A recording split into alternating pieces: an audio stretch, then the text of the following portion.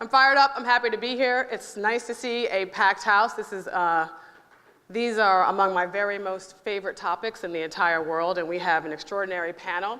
We have 30 minutes, so I'm thinking of this as sort of a rapid fire, where of course rapid fire conversation, where of course we're gonna figure out all the answers to the future of sports. We're gonna pull out those tarot cards, and hopefully all of you will walk away, run out of here, and then be able to go implement all of them.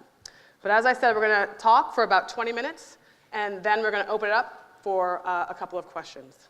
And very quickly, if you want to learn more about our esteemed panel, you can use the magician Google, but you can see up here, all of them spend much of their day thinking about that nexus of sports and technology and media.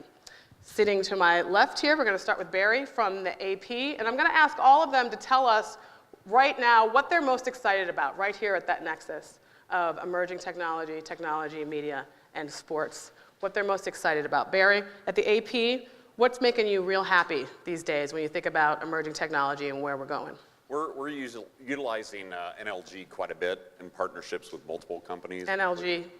Natural language generation. Where we can take the data and create narratives.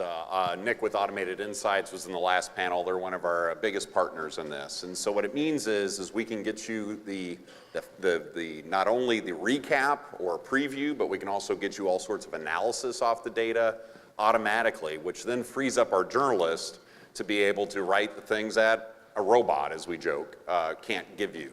That type of detail, the emotion, and really behind the scenes reporting. So we're very excited about how this advances journalism, how we can really now, we don't have to spend as much time focusing on just the facts. We can go even beyond that. I mean, the fascinating thing we have found in the automation that we have done is the error rates on the corporate earnings that we automate, on minor league baseball and other things are lower than when we had humans writing a lot of this. That makes some of our folks a little nervous, but the reality is, once you tell an algorithm AP style, you don't have to tell that algorithm a second time that they were wrong about AP style.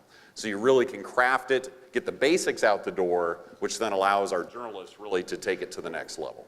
All right, and Scott, human error over at the, human error is something that Barry is telling us that they're optimizing against. What are you optimizing for, and what are you excited about at the NBA?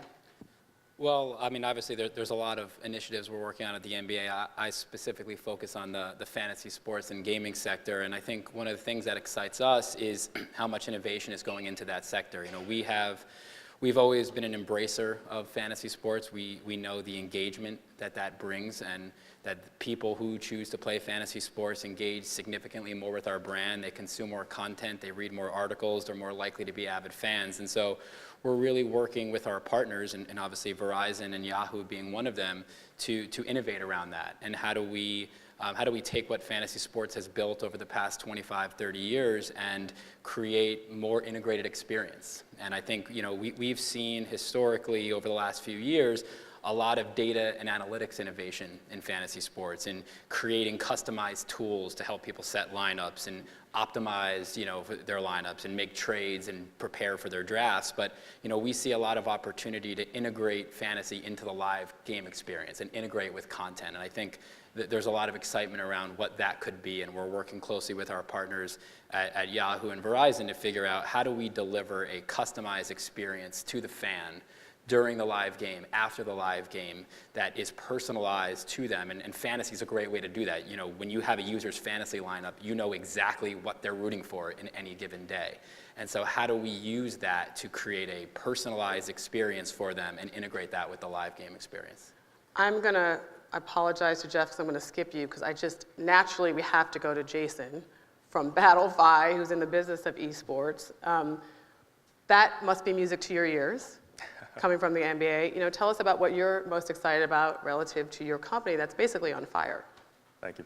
What I'm most excited about is we're in the middle of a generational shift in essentially organized sports and media consumption. And what that means is we're no longer constrained by physical boundaries, as in you don't put 50 people in a basketball court anymore, you put 50,000 people in a virtual space, and everybody logs in with their computer and are part of an organized league. And that is something that we have never seen in history. Esports is the first virtual sport in the history of sports. And so that's what really excites me. And when you have something that's very virtual, then you automatically think about democratization, as in anyone can do anything on the internet. And Battlefy is essentially in that business of democratizing organized esports. The platform powers over 40,000 esports leagues around the world, including some of the major brands and pro teams as well. And Claudio, you're at NYU. Talk to us about what you're excited about and that notion of we're in a generational shift and what you're seeing. Yeah, so my work is a little bit different than I think the other panelists, because we are, my group is more interested in developing technologies on the R&D, right? So, and trying to develop new platforms for people. So, and what happens is that one of the things that actually really drives this is the accessibility to data, right? So I first started working on this actually due to Dirk Van Dahl bringing me in and bringing Dr. Carlos Dietrich in to the StatCast project very early on, about 6 years ago. And one of the things that I think is really transforming the way that we are doing all the stuff that we're talking about here is the accessibility of kind of like, rich data APIs, right? So I don't know how many people here have tried to figure out, how the platforms work right now. But for instance, if you take a Major League of Baseball game, all the data and actually all the metadata, all the video, effectively even all the tracking data, all of that is online. You can do virtual reconstruction of those games. There's like textual descriptions of that. There is video descriptions. You have the profile of every player. All of this exists, right? So this data ecosystem enables us to work on these smart analytics to a level that was impossible just a couple of years back. So this is really what excites me. And I see more and more students coming to the university wanting to get into this kind of work. And so Jeff, you're going to anchor this for us? What are you seeing? What are you excited about? What do you think about what they say? This moment in time, right, where we're talking about mass adoption of artificially generated content and content discovery, the idea of being able to combine data and video in unprecedented fantasy experiences, the opportunities that may unfold with different sets of laws around sports gaming, the ability to open up entire new segments of audience around esports, the acceptance of new business models that are going to allow DTC products to basically redefine what we think of critical mass being necessary to kind of warrant investment in a particular product.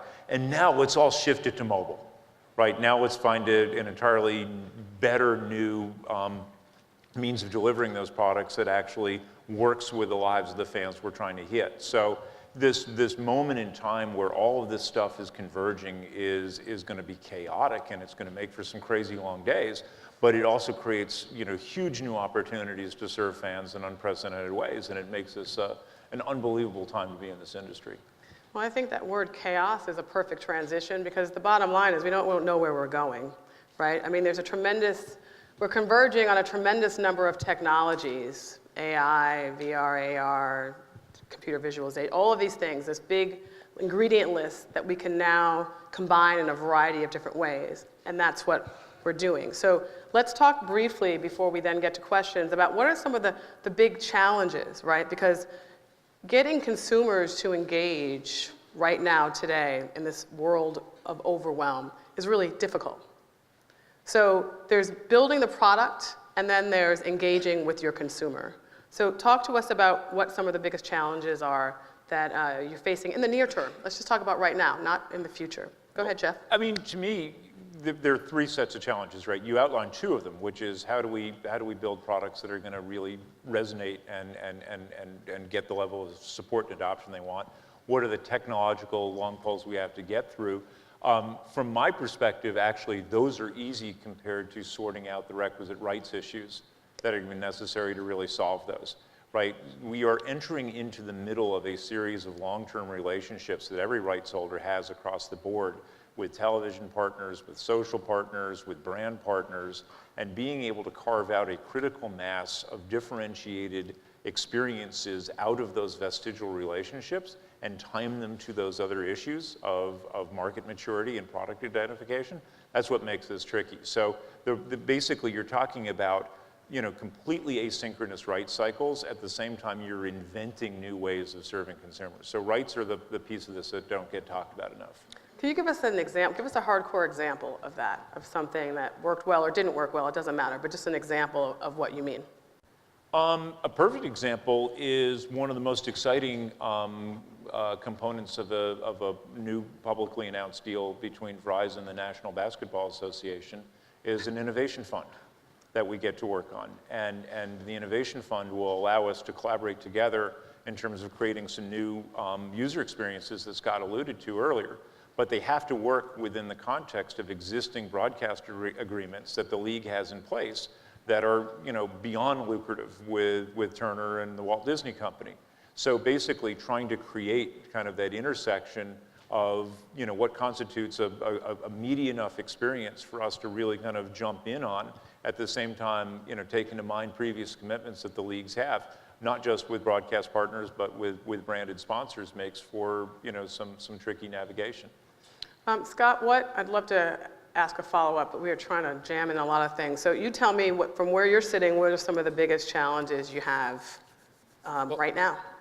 Yeah, I mean, I certainly agree with Jeff. You do have to navigate these rights issues and complexities, and there's always nuances to different relationships that exist that you have to navigate. But to me, I think we really need to think about how we are delivering our content to a changing consumer, right? And we know that historically these fans that sit on their couch and watch television for 2.5 hours or 2:15 for us, those fans are few and far between now. That's not necessarily how fans are consuming content. And so we have to deliver experiences that speak to the new realities of fans. And so one of the things that we did on the gaming side is we were looking at fan viewership patterns, and obviously attention spans are shortening. So we said, well, what can we do to combat that? So we came out with a mobile app called NBA in Play, which synchronizes with the broadcast so that you can have an interactive real-time fantasy experience. So traditional fantasy is great. It gives people something to root for. It gives people incentives in games where maybe their favorite team's not playing, and it allows them to take interest in other games, but you don't have to do anything during it. And so we said, what if we created an interactive experience which would allow fans to engage real time and hopefully extend viewership times? And so we launched that game about 1.5 years ago. Verizon's actually sponsoring it this year.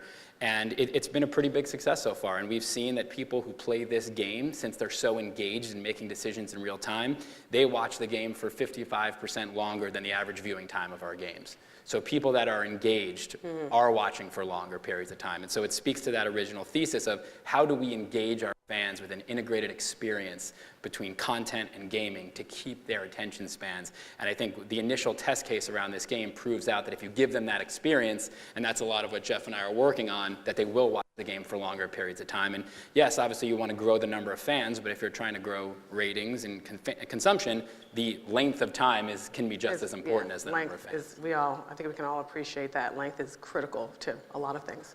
Barry,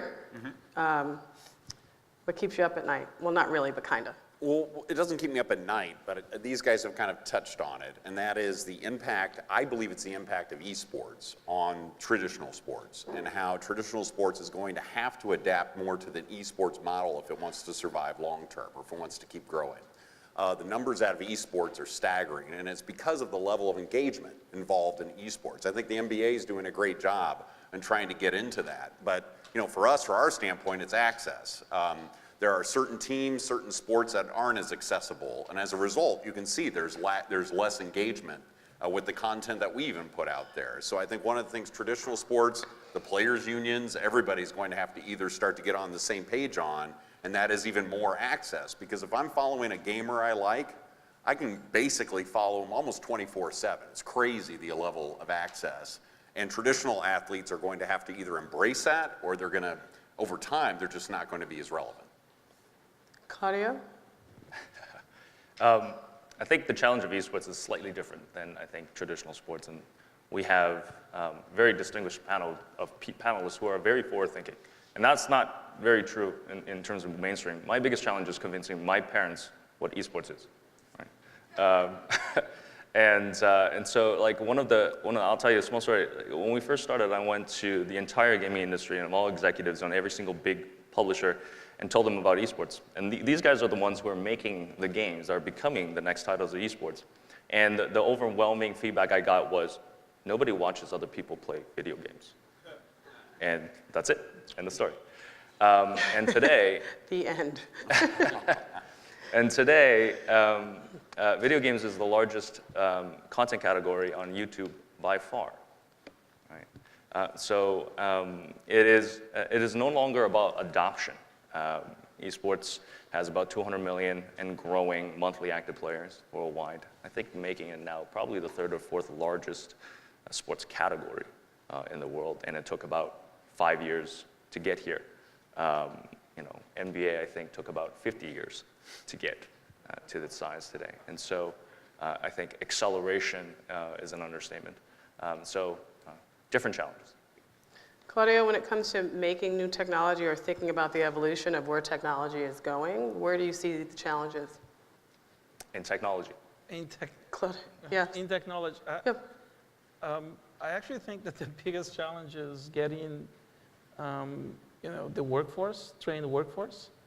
I think that a lot of people talk about doing this or that, and they use AI and say deep learning and blah, blah, But actually, and there's even like in academia, you see a lot of articles that they seem like they work, but really, when you try them on realistic examples, they don't really do what. So I think that getting the right workforce and training them, and is at least from what I see, like the biggest challenge. We go through thousands of applications to select people to get into the NYU programs. I think I laughed. I think we all laugh, and probably many of you in the audience. People throw around these words like AI and ML and deep learning, and you're like, but what are you trying to do? Like, without sort of some context of how complicated it is to build real tools that will provide actionable insights for whatever your particular purpose is, or whatever relative to what your core business is, right? I mean, I think we would agree there's a huge learning gap just in general to the workforce, and then more specifically around the types of teams that you need to have at the table in order to evolve whatever your product or service is, whatever your business is. One quick last question, and then we'll open it up. Do any of you have, or do all of you have, like a favorite blog that you read, or a favorite app that you're using relative to these things that we're talking about that you'd like to share with us? Because I always like to find out what other people are using in the space. Anyone? Well, obviously, Jason's going to say my platform, or maybe not. Do any of you? Scott? Well, I would call it NBA in play, clearly.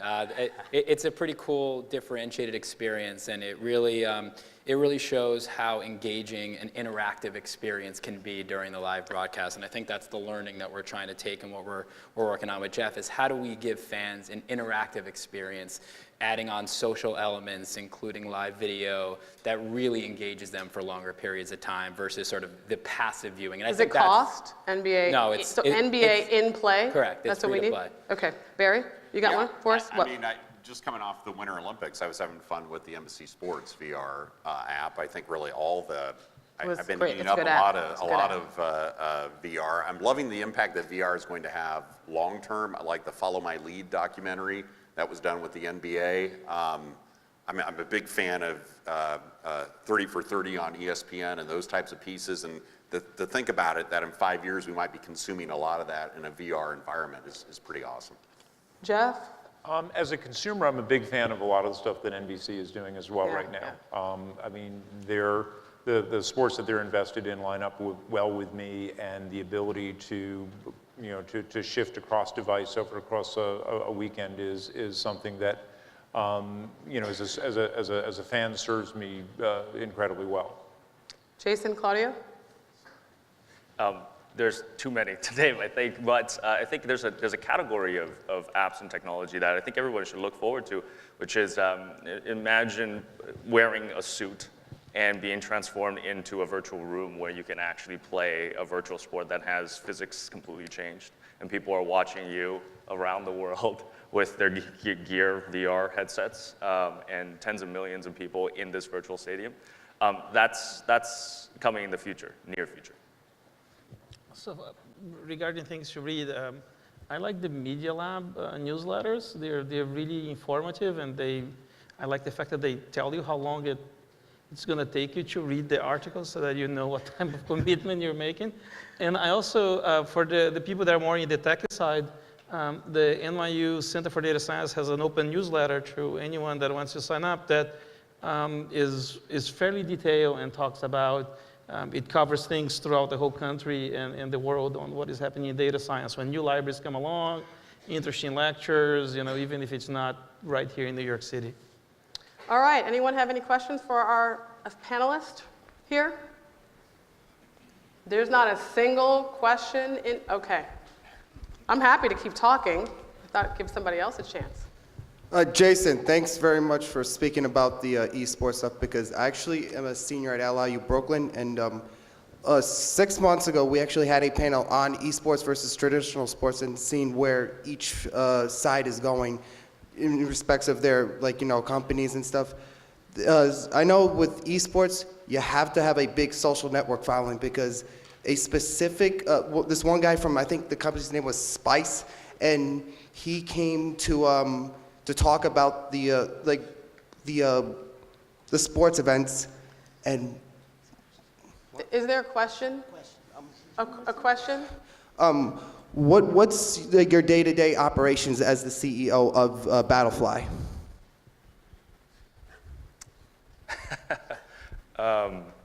I think it goes back to the challenges well, actually 2 challenges of one, convincing a lot of parents that what their kids are doing, there's a future in it, and you can get real scholarships in colleges now to play this sport. But the second thing is that true? Oh yeah, for sure. UCLA just opened a program recently. And you can come out of college making a good $300,000, $400,000 these days on salary alone, and then a couple million in sponsorships. But I think the second challenge is I think what Claudio was referring to is talent, right?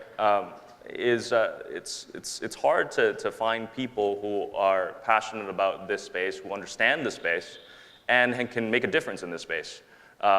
The average of our company is 22, right? And most of them haven't had a work experience in their life. And so finding those people and cultivating those talent in the market is, I think, one of the biggest challenges in my job.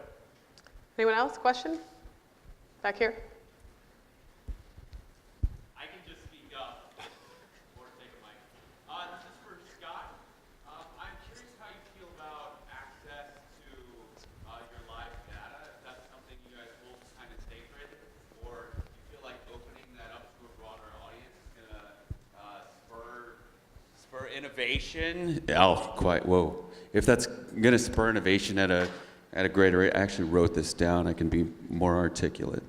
Yeah, and just create more engagement. What's more important regarding your data, the engagement side or the revenue side? Yeah, no, it's a great question, and there's obviously a lot of different layers of data, right? There's sort of our base level data, which we put out. You can go to nba.com/stats, and there's an enormous amount of data that's available to the public, and we certainly want people to engage with our sport and have access to statistics and data.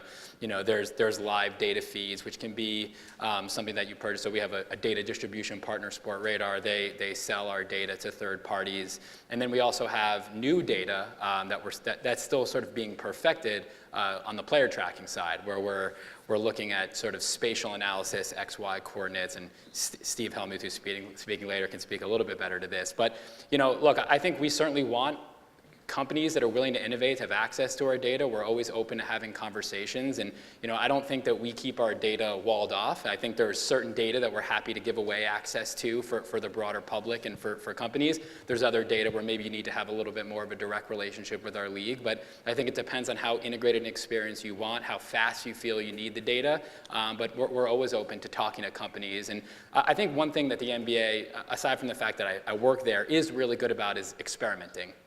We really do take an experimental nature. We're experimenting on the G League with Twitch around what next generation viewing experiences look like. We are experimenting in AR.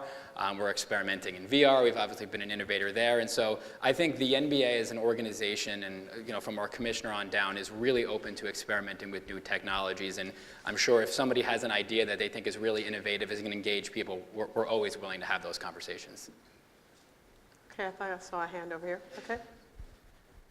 We can make our questions brief. Yes, hi, Aurora. So this is my question is for Barry, and so I do a lot of work with NBC News and VR, and so I was just wondering, how does the Associated Press view VR and AR technologies, and how are they using it in any innovative ways? Yeah, we're doing a lot. Our AP VR 360 channel on YouTube gives you a good sample of that. We're doing a lot with, it's more the news side, because obviously because of the licensing we alluded to before, there are limitations. AP doesn't own any license rights for any of the major pro teams, but we'll do a lot, a lot of behind the scenes type of stuff with, we're experimenting more with sports, but I will say probably our most compelling VR is frankly from the war zones, where we have journalists actually, in Iraq, and we have video up there of Afghanistan, of Syria, is mind-blowing when you look at that. Sorry for a dose of reality here at a sports conference, but yes, that is. But we're experimenting with it a lot. AR, not so much yet. We haven't really figured out kind of where does a hard news company, fit into that. But How many of you have actually tried VR? How many of you have downloaded an AR app and used it? Just curious. Does Pokemon count? What does, yeah, Pokemon Go counts. I mean, hey, it's all about the adventure. I see a hand over here. I think it's going to be our final question as we wrap up. Cool. There's a lot of discussion on the societal benefits of mass media consumption, mass gaming consumption. What are the compelling points, beyond kind of the viability of it as a career path, what are the compelling points for how gaming has a positive social impact? Or what's the narrative? Jeff, Claudio, anyone want to speak to this? Scott, you're the only one. Yeah, I mean, I don't know which type of gaming that is on the video gaming and esports side. I don't know if Jason, but look, I would say, I think we have to be realist about how youth is engaging now, right? And yes, maybe 30 years ago, all those people were outside playing basketball, playing baseball, but some of them live in very overcrowded cities, and maybe that's not an option. And so, look, I think it's obviously there's a lot of benefits, and we're big advocates of NBA Fit and exercise, and we certainly feel that to be something that has a big societal benefit. But I also think you can't ignore and be naive about how youth are trying to engage and what they're doing. And so if you can engage and like Jason said, get them a path to a scholarship, show them that it can be a career, I think you can take that and make it an area that can have more societal benefit. But Jason might have his own view. I think there's a common misconception that gaming is just bad for youth. And I'll give you an example. I used to play a MMO called World of Warcraft. I bet a lot of you guys have tried it. I used to run a guild with about 50,000 people in it. And all the guild masters, what we call the leaders of the guild, they're all white-collar lawyers, bankers, actually a lot of them from New York. And what I quickly found out was if you're a leader in the virtual world, you're very likely a leader in the real world. Because the way that you lead in the virtual world is a lot harder than a face-to-face kind of interaction, right? And you are also doing it en masse. And so the things that you learn from being a professional, gamer is the same thing as you learn as being a professional athlete, right? Teamwork, cooperation, challenge mitigation, and PR and leadership. And so there's a lot of things that you can learn from being a part of this. It's just how you dive into it. Claudio, when you think about what the panel is sort of the future of sports, which is, pretty big topic. What comes to mind when you take a look at that pipeline of talent that you are helping to train, moving forward, relative to the speed with which you're saying you're seeing technology advance? I think we're all witnessing that to a certain degree. And you put that together, what does that say to you about the future of sports? So I'm very optimistic. I have to say, so I've been an academic for nearly 20 years. And I started doing this work with sports kind of like as a side thing. I just thought it was kind of cool. Dirk is a great guy. Carlos is amazing. And But then, people started contacting me like, oh, I just finished my PhD at Harvard, and I'm contacting you because I hear that you do work on sports data, And this has been a recurring theme. So like every year now, some of the best students coming into the NYU data science program want to do sports. And actually, a lot of people are interested in esports. So I actually think that there is a natural draw to this. So I'm very optimistic. Okay, we're going to do a very quick last thing, which is Claudio said he's optimistic. So I'm going to go down. Jason, the rest of you. The future of sport is fill in the blank. The future of sport is what, Jason? AR. Future of sports, Jeff, is? Access. Scott? Interactive. They both took mine. Yeah. Engagement, interactivity. So. Okay, we're going to give him some time to think about that. I want to thank Barry from the AP, Scott from the MBA, Jeff from Yahoo, Claudio from NYU, and Jason from, I'm going to say it right, Battle Phi. All right, can we give them a warm applause of thanks?